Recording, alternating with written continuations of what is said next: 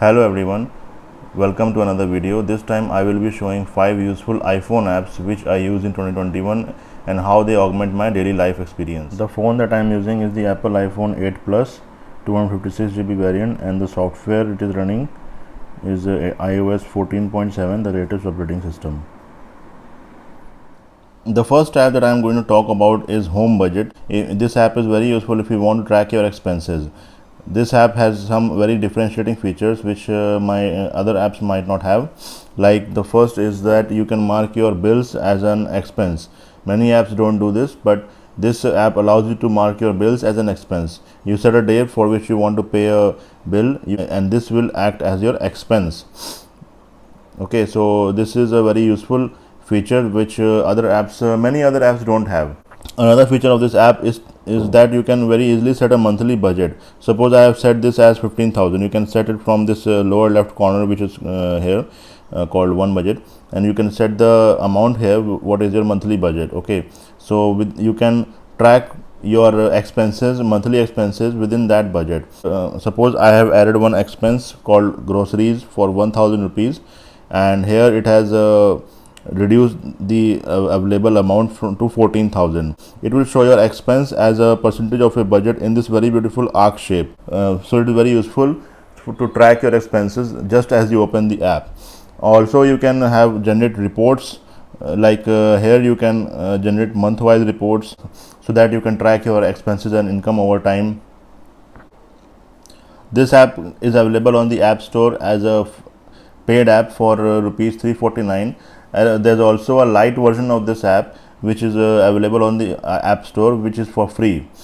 So the light version has many features of this paid version. Only the differentiating features of this paid version are that it can mark your bills as an expense, and the other is that includes a very good feature called Family Sync. Suppose you have other family members that use an iPhone, iPad, or multiple devices, so you can install this app on those devices and you can sync all of the expenses incurred from your other family members. Then it will all sync together in this one app, so you can control your family expenses from this one app. So that is the differentiating feature of this paid version. So I would first suggest you to try the light version, which is available on the App Store, and I will post a link in the description. And after that, if you like it, then you can buy the paid version. The second app which I am going to talk about is the Auto Sleep app. This app is very useful to track your sleep patterns, and this app will work wonders if you have an Apple Watch. So what this app actually does, it tracks all your activity during sleep. This is the home page of this app. The first you will see is that there is a sleep session which shows you a summary of your sleep. And suppose this last night I had a sleep from 1:15 a.m. to 6:56 a.m. That is 5 hours 41 minutes, and out of those 5 hours 41 minutes I was asleep for 5 hours 36 minutes. Here you can see the green bar, which is denoting as awake. Around 3 a.m. I was awake during that period. So this app has reduced that, subtracted that amount of time which I was awake to calculate my sleep time. The inbuilt stock health app also has a sleep tracking feature, but it is very minimalistic to use. Like in this health app, you have this sleep feature where it tracks your sleep patterns, but it is very minimalistic in nature. You don't see much data from it, but this app is very useful, and you can see your sleep sessions when you were in light sleep, when you were in deep sleep. So what it does, it gives you a rating of based on your sleep. So here you can see the sleep rating is given to me as 75. First you can see this sleep option here, which is that how much sleep did you have last night. I have set a particular goal of 8 hours for me, and out of those 8 hours I was asleep for 5 hours 36 minutes. That is 70% of the goal. Okay, and here you can also see deep sleep. Deep sleep is that state where it sees that there is minimalistic body movement, and also that the heart rate has dipped to around 15 to 20% of the normal heart rate that you have in the daytime, during the daytime.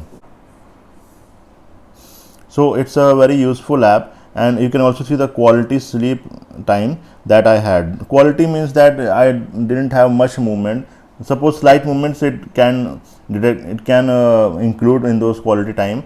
But if I have much movement, like if I am picking up my phone, if I am standing up, if I am sitting up, so that will not count as under this quality sleep. So here, out of those 8 hours, I have 6 hours of quality sleep. So this is how it gives you a rating, and also it counts the beats per minute. This ring compares your sleeping heart rate average to your non-active daytime heart rate average.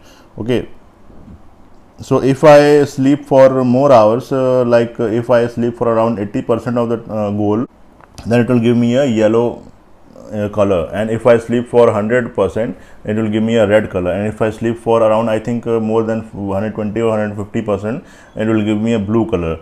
So it uses a very good coloring scheme. Also, it has something called as a sleep bank.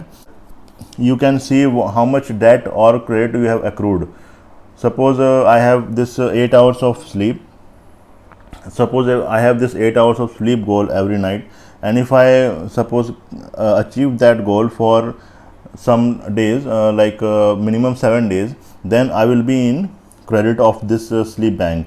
And here you can see I am in much debt of this sleep bank, because I had not touched that goal of 8 hours many times. Only occasionally I do that. So here I am always in debt. Okay, so this is how you can see, this is a motivating factor, you can say, to sleep for more. I'm using this app since 1 year, and I find it very good to use it. Okay, so it's a very motivating factor for me to go to sleep every day on time. Last night I had some issues, so I was awake, but every day I am going on sleep on time, only because of this app.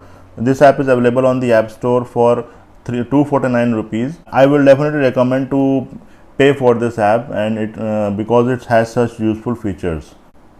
The third app which I will recommend is Strava. This app is very useful to track your activities. Okay, so here what it happens, if you have done some activity like walking, running, cycling and all, so this app can track all that, and this app will store that information. Okay, and what is the advantage of using this app?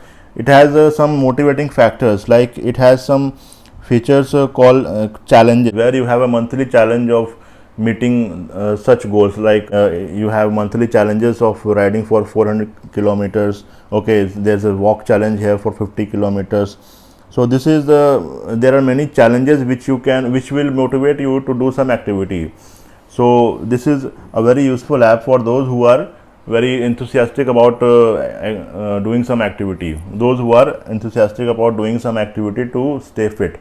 And it's also a social app, so if anyone else is using Strava, then they can also see your activity, you can also see their activity, and you can both interact with each other.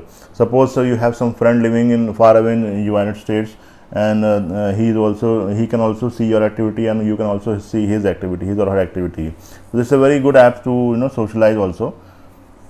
This app is available as free on the App Store, and it has also a subscription if you want to use it. I would definitely recommend you to check out this app. I will leave the links in the description. The fourth app which I am going to talk about is Evernote Scannable, and it's a document scanner app. It's a very fast app. You can see how much quickly it will scan anything. I haven't had an app which is as fast as this in iOS till now. So it's a very fast app, and also it is, if you use Evernote, which is the note taking app, so it integrates with it very well, and it has some settings, like if you scan one page, it will treat it as a JPG. You can change it from here, file type to set to PDF, or file to set to JPG image. Okay, so this is from where you can change this, and it's a very useful app. I will recommend it also, and this app is available for free on the App Store. The last app which I will talk about is the Tapatalk app. Now this app may be useful for some people or not. It depends on what kind of usage you have. Now this app may not be used by many, because what this app does is, if you are a member of some online forum, then it will be a one single place where you can access all your forums. It is a very easy to use app, to access all your forum, because the forum websites are a little bit complex to navigate, so this is a very useful app where you can go to your all your threads which are available on the forum, all your threads of your forum, and here you can see this is a very useful way to easy way to navigate all your threads in the forum. This app also comes for free, and it also has a paid version, paid subscription, which you can upgrade. Thanks for watching. Please hit the like button, share and subscribe. See you next time.